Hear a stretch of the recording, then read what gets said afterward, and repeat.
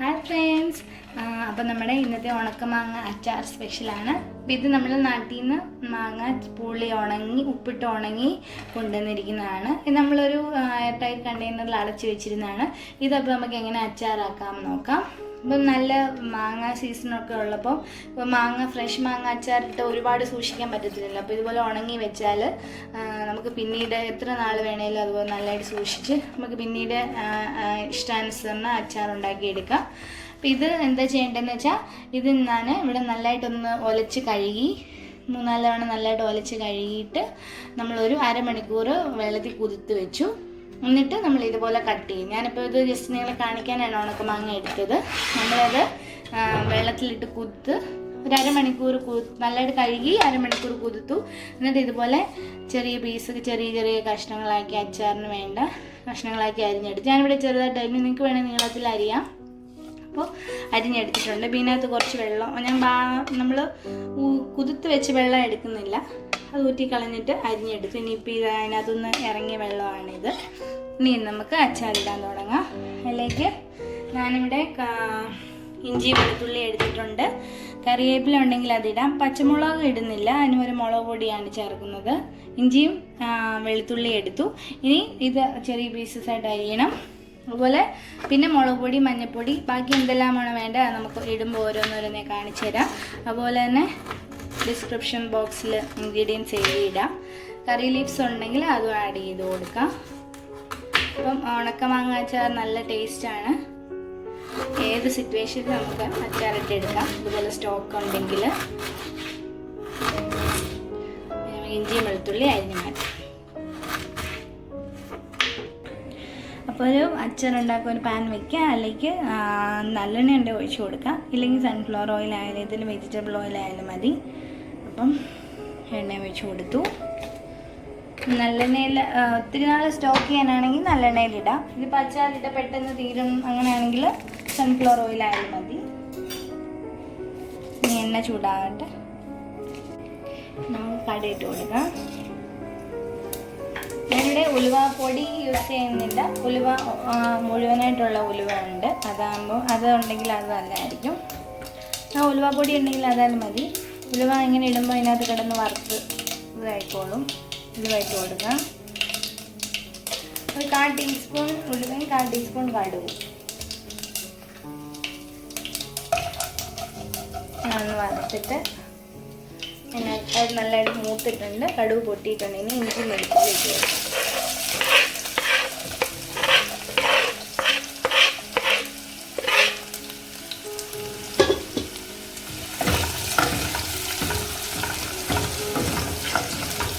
ഇഞ്ചി വെളുത്തുള്ളിയും ഒരു ഒത്തിരി പൊടിയായിട്ട് അരിഞ്ഞിട്ടില്ല, ഒരു ഇച്ചിരി കഷ്ണങ്ങളായിട്ടാണ് അരിഞ്ഞിരുന്നത്. നമ്മൾ അച്ചാറിൽ ഇച്ചിരി ഇഞ്ചിയും വെളുത്തുള്ളിയും കൂടെ കടിക്കാൻ കിട്ടുന്നത് നല്ല ടേസ്റ്റാണ്. വെളുത്തുള്ളി കൂടുതലിടുന്ന ഡൈജഷനും ഇമ്മ്യൂണിറ്റിക്കൊക്കെ നല്ലതാണ്.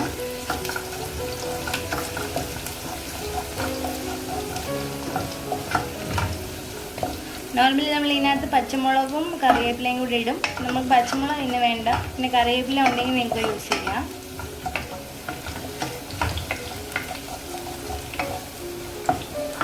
നമ്മൾ ഉപ്പിട്ട മാങ്ങ ആയതുകൊണ്ട് ഉപ്പിട്ട് ഉണങ്ങിയെടുത്തായതുകൊണ്ട് നമ്മൾ വാഷ് ചെയ്താലും ഉപ്പ് മൊത്തം പോവുകയില്ല. അപ്പോൾ നമ്മൾ ഈ അച്ചാറിന് ഉപ്പിടുമ്പോഴും നിങ്ങൾ പ്രത്യേകം ശ്രദ്ധിക്കുക.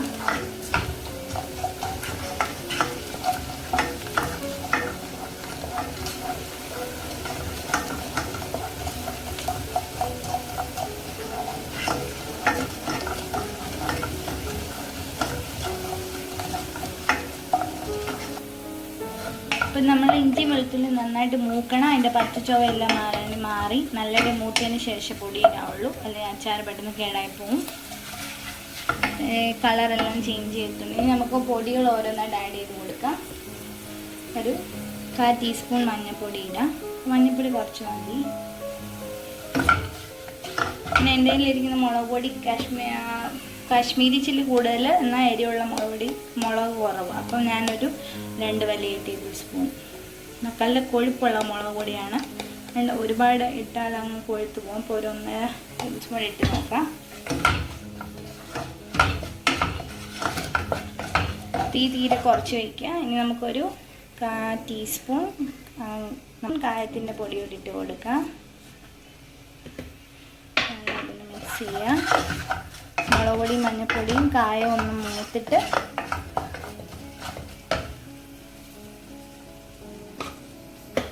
നമുക്ക് അതിലേക്ക് ഒരു 1/2 ഗ്ലാസ് വെള്ളം ഒഴിച്ച് കൊടുക്കാം. മുളക് പൊടി ഒന്ന് മൂത്തിട്ടുണ്ട്.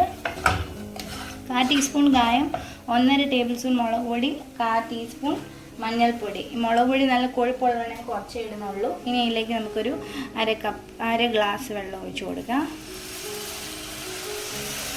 1 ഗ്ലാസ് മതി. അതൊന്നും വേണ്ട. നമ്മൾ ഈ അച്ചാറിന് ഒരുപാട് ചാറ് ഇടുന്നില്ല, നമ്മളിങ്ങനെ ഒരു കുറുക്കിയാണ് എടുക്കുന്നത്. മുളക് പൊടിക്ക് കൊഴുപ്പുള്ളതുകൊണ്ട് നല്ലൊരു കുഴഞ്ഞിരിക്കും. 1 ഗ്ലാസ് വെള്ളം ഒഴിച്ച് കൊടുത്തു. പിന്നെ എന്നിട്ട് ആക്കട്ടെ.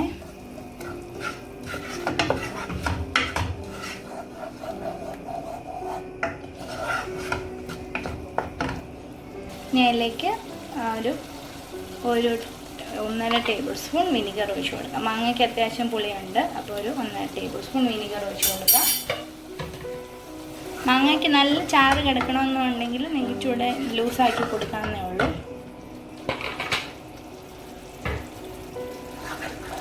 ഇനി ഇതിലേക്ക് ഒരു 1/2 ടേബിൾ സ്പൂൺ പഞ്ചസാര.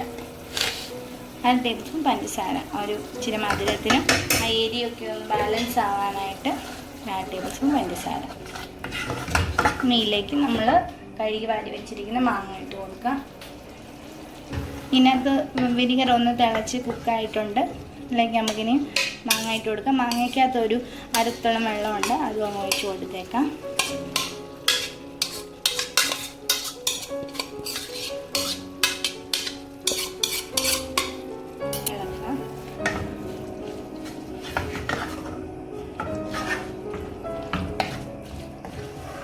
തീ കുറച്ച് വെച്ച് നന്നായിട്ട് ഇളക്കി തീ ഓഫ് ചെയ്യുക. ഇനി നിങ്ങൾ ഉപ്പ് നോക്കിയിട്ട് ഉപ്പ് വേണമെങ്കിൽ ആഡ് ചെയ്ത് കൊടുക്കാം. അപ്പം ഇനി ഇത് ഒന്ന് ഇരുന്ന് നന്നായിട്ടൊന്ന് പിടിച്ച് 2 ദിവസം കഴിയുമ്പോൾ എടുത്ത് കഴിക്കാം. വളരെ എളുപ്പമല്ലേ? മാങ്ങ ഉണങ്ങിയതുണ്ടെങ്കിൽ ഇതുപോലെ അച്ചാറൊക്കെ ഭയങ്കര ടേസ്റ്റുമാണ്. നമുക്ക് കുറച്ച് ഉപ്പ് ചേർത്ത് കൊടുക്കണം. ഓൾറെഡി ഉപ്പ് മാങ്ങ ആയതുകൊണ്ട് നിങ്ങൾ ടേസ്റ്റ് നോക്കിയിട്ട് മാത്രമേ ഇടാവൂ, കൂടി പോവില്ല. പിന്നെ പഞ്ചസാര ഇടുന്നത് അതൊരു ടിപ്പാണ്. എപ്പോഴും അച്ചാർ ഉണ്ടാക്കുമ്പോൾ ഇച്ചിരി പഞ്ചസാര ഇട്ട് കൊടുക്കുക. ഏത് അച്ചാറാണോ അതനുസരിച്ച്. അപ്പോൾ നമ്മുടെ ഉണക്കമാങ്ങ അച്ചാർ റെഡി ആയിട്ടുണ്ട്. വളരെ ഈസിയാണ്, ഭയങ്കര ടൈം സേവിങ് ആണ്. അതുപോലെ നമുക്ക് സ്റ്റോക്ക് ചെയ്ത് വെക്കാൻ പറ്റിയ നല്ലൊരു പിക്കിളാണ്. അപ്പോൾ നിങ്ങൾ മാങ്ങ ഒക്കെ ഉള്ള സീസണിൽ നട്ടിൽ നിന്നൊക്കെ ഇങ്ങനെ ഉണങ്ങി കൊണ്ടുവന്ന് വെച്ചാൽ നിങ്ങൾക്കും ഇഷ്ടത്തിനനുസരിച്ച് അച്ചാറിട്ട് കഴിക്കാം. അപ്പം റെസിപ്പി ട്രൈ ചെയ്ത് നോക്കുക, കമൻറ്റ്സ് പറയാൻ മറക്കരുത്. ഓക്കെ, അപ്പോൾ നെക്സ്റ്റ് റെസിപ്പിയുമായി വരുന്നത് ബൈ ഫ്രം റീമാസ് കിച്ചൻ.